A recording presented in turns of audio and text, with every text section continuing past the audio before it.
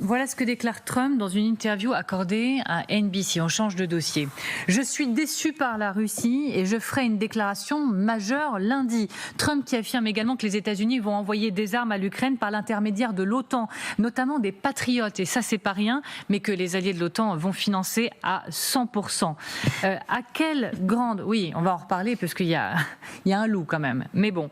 Quelle grande annonce imaginer lundi? Sachant qu'il annonce déjà l'envoi de Patriotes, que peut-on imaginer de plus lundi de la part de Donald Trump? Envoyer encore plus d'équipements, qu'est-ce qu'il aurait d'encore plus sophistiqué, d'encore plus impactant qu'il pourrait envoyer? Ça, il faut demander aux experts militaires. Là, comme ça, je ne saurais pas vous dire, mais je pense que ça veut dire qu'il va envoyer un équipement qui va nous prendre par surprise, en plus des Patriotes. Gilles Montreuil. Oui, ou peut-être pas. Peut-être qu'il va juste annoncer les Patriotes lundi. Enfin, il est très imprévisible, Trump. Il est le roi pour... attendez, je vais vous le dire. Regardez, je vous le dis. Et puis attendez, je viens de vous le dire. Hein, et comme ça, il peut vendre 3 fois la même chose. Ça peut être des sanctions supplémentaires, majeures, qu'il n'aurait pas encore... Alors, il y a eu quoi? On est à 17 vagues de sanctions, je crois, à ce jour. Mais est-ce que cette fois, il pourrait y avoir la sanction qui ferait mal? Oui, alors comme vous savez, c'est plus compliqué aux États-Unis parce que les sanctions sont de la compétence du Sénat et non pas du président, qui a justement... une initiative bipartisane en ce moment pour des sanctions. Est-ce qu'elle sera... Alors, tout est possible, puisqu'il y aura un coup d'accélérateur et que Trump se reprenne la vedette pour l'annoncer lundi. Honnêtement, pour l'instant, c'est pas ce qui est dans les tuyaux, parce que ça prend encore un peu de temps, il n'y a pas encore d'accord sur ces sanctions. Non, je pense que déjà... Même si vous avez raison de souligner que ces patriotes vont être financés par les Européens, que ça ne veut pas dire qu'il y a plus d'engagement et de soutien américain financier ou militaire direct sur le terrain, rien que de pouvoir mettre ces patriotes à disposition est un point crucial. Oui, crucial. On rappelle, c'était The Guardian qui disait cette semaine que les États-Unis ne disposent environ que de 25% des intercepteurs de missiles patriotes dont ils ont besoin pour tous les fronts militaires. C'est-à-dire que ce serait effectivement un geste, sinon que 25% de ceux dont ils ont besoin, en donner quelques-uns, ce serait un geste fort, en effet, du président américain. Oui. Alors, d'abord, du point de vue ukrainien, parce que le besoin de ces patriotes est gigantesque. Le besoin de défense anti-aérienne est gigantesque, à un moment où, comme vous savez, se sont démultipliées les attaques aériennes du côté des Russes qui se sont organisées pour produire missiles et drones. Et d'autre part, effectivement, c'est un revirement par rapport à la position de l'administration qui avait indiqué, le Pentagone, il y a quelques jours, que comme vous l'avez... Voilà, on risque de plus avoir de stock. Elle était dans son rôle, d'ailleurs, de l'indiquer. Donc, il y a un caractère politique à cette annonce. C'est pas la poursuite de comme avant, c'est mon administration me dit que je ne devrais pas, mais on est à un moment où je montre mon soutien. Oui, c'est totalement politique. Natacha, je vous donne la parole juste après.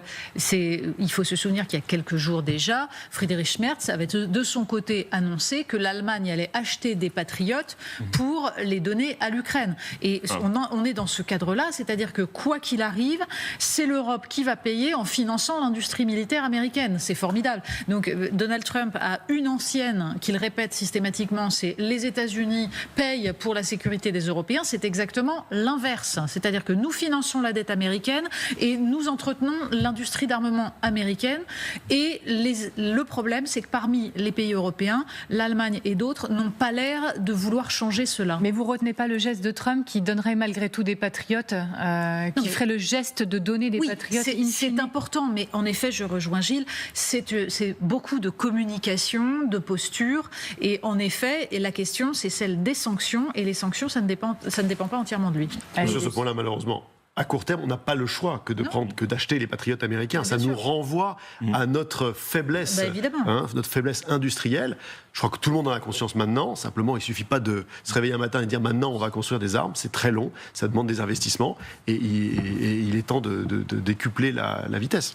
Pour les sanctions, alors ça ne dépend pas que du Congrès, puisque le président aussi a le pouvoir de mettre des sanctions, décret présidentiel, mais vous avez aussi les sanctions qui sont édictées par l'US OFAC. Donc c'est un département au sein du département du Trésor des États-Unis. Sur les patriotes aussi, la question c'est combien il en restera pour les Américains. Et combien de temps, soit dit en passant, cela met pour en produire un? C'est ça. Est-ce que quand les Allemands disent qu'ils vont acheter des patriotes, si nous reprenons votre schéma, donc les Allemands achètent pour le compte de l'Ukraine, et Trump d'annoncer en grande pompe, de tirer la couverture vers lui de quelque chose qui est déjà en cours. Est-ce que ce sont des modèles en quelque sorte déjà utilisés, ou bien pour en fabriquer d'autres, mais cela va mettre du temps? Oui, c'est toute la question, mais pour l'instant, il n'y a pas de réponse claire à cela. Ah oui. Nesrine Slaoui. Moi, ce que je trouve un peu terrifiant avec la géopolitique sous l'ère Trump, c'est qu'on a affaire à un enfant capricieux qui fait des annonces, qui fait des revirements. Moi, j'ai encore en tête, là, on est en train de parler d'aider l'Ukraine, j'ai en tête le premier échange avec Zelensky où il le traitait de manière très paternaliste en lui disant « Allez, mon fils, occupe-toi bien de ton pays, c'est à toi de mener cette guerre contre la Russie ». Donc, ce que je trouve assez terrifiant, c'est exactement ça, c'est la manière qu'il a de faire des revirements de dernière minute, parce qu'on sent bien, en fait, que la réalité, c'est qu'il n'est pas arrivé à négocier avec Poutine et qu'il n'est pas parvenu à ce cessez-le-feu, lui qui se rêve en prix Nobel de la paix dans le monde et en capacité de faire des guerres de 12 jours. Là, il n'a pas eu cette possibilité-là. Donc moi, ce que je trouve assez terrifiant, c'est que mondialement, on dépend d'un seul homme qui a la capacité de dire là, il y a une guerre, là, il n'y a pas de guerre, là, j'aide et là, je n'aide pas. Alors là, on se demande, vous allez me dire, mais ça fait combien de fois, Amélie, qu'on se pose cette question? Je le sais. Mais est-ce que cette fois, ça pourrait être la bonne? Cette fois, est-ce que c'est l'heure de la prise de conscience? Je vous vois déjà sourire, je vous vois. Mais il disait encore après un coup de fil avec Poutine vendredi dernier, Poutine nous raconte beaucoup de conneries. Si vous voulez la vérité, il est tout le temps très gentil. Mais là, ce qu'il dit n'a aucun sens. Il a redit plusieurs fois, il a fait savoir plusieurs fois depuis vendredi son mécontentement. Il le redit là, il promet des annonces pour lundi, il promet les patriotes. Est-ce que, quand même, quelque chose est en train de bouger sur la planète Poutine Trump, wow. Du coup Poutine. Gilles. Non, mais je pense je pense que les choses ne bougent pas beaucoup, malheureusement. On est sur cette espèce de position médiane qu'on a découverte. On a cru au début qu'effectivement, contre toute attente, il y aurait peut-être une possibilité de réalignement des États-Unis sur la Russie. En fait, ça n'a pas très vite pas été le cas. Et depuis, on a un soutien très faible, très en deçà de ce qui était le cas par le passé, des Américains, mais qui néanmoins reste capital parce que à ce niveau faible de renseignement, de livraison, de poursuite du programme qui a été voté, je vous rappelle qu'on est sur le programme précédent. On n'a toujours pas de nouveau programme Trump de soutien à l'Ukraine. Mais bon, il n'a pas interrompu le programme précédent. Il continue à livrer des armes, même si elles sont payées par les Européens. C'est vraiment le service minimum, et je crois qu'il se tiendra à ce service minimum. Natacha.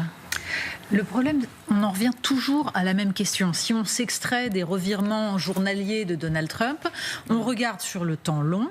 Donald Trump a une obsession, c'est la Chine. L'Ukraine l'enquiquine parce que l'Ukraine risque de pousser Vladimir Poutine dans les bras des Chinois et il pense que c'est problématique. C'est pour ça qu'il a fait toutes ces concessions, sauf que ça ne marche pas parce que Vladimir Poutine, justement, joue le temps long. Si on regarde le front, eh bien, il est en train petit à petit d'être grignoté par la Russie et le risque, c'est que ça s'accélère dans les mois qui viennent, puisque là, l'avancée russe était certes très faible, mais plus importante au mois de juin qu'au mois de mai, 2 fois plus de territoires conquis.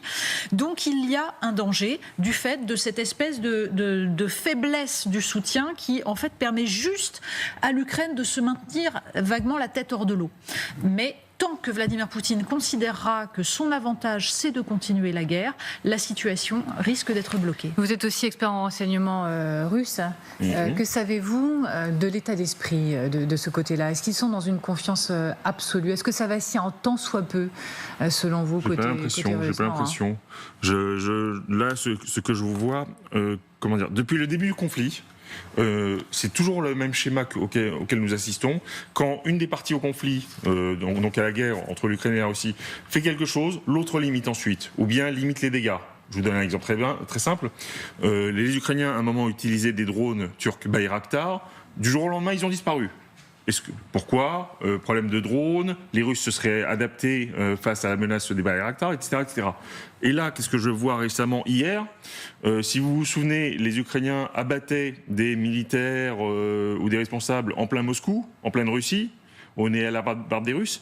Hier, les Russes ont abattu un colonel des forces spéciales du SBU, contre-espionnage ukrainien, en plein Kiev.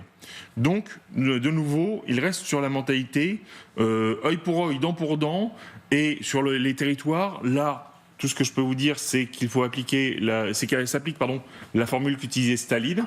Ce qui est à moi est à moi, ce qui est à vous se négocie. Et Gilles, très rapidement parce qu'on manque de temps, mais comment pourrait réagir Moscou si effectivement Trump passait un curseur avec les Patriotes, une annonce lundi prochain? On va montrer les muscles, mais on s'arrête là. Qu'est-ce que peut faire Moscou? Ils ont toutes leurs marges de manœuvre sont aujourd'hui sur le terrain. Ils ont énormément perdu de leur influence régionale ou même mondiale, en dehors de ce théâtre de conflit. L'époque où la Russie pouvait riposter en agitant l'Iran, en agitant la Syrie, en agitant d'autres terrains dans le monde, il est révolu. Leur influence, maintenant, elle s'est localisée. Donc, qu'est-ce que fait Vladimir Poutine ? Il gagne du temps, parce qu'effectivement, pour l'instant, le terrain est de son côté.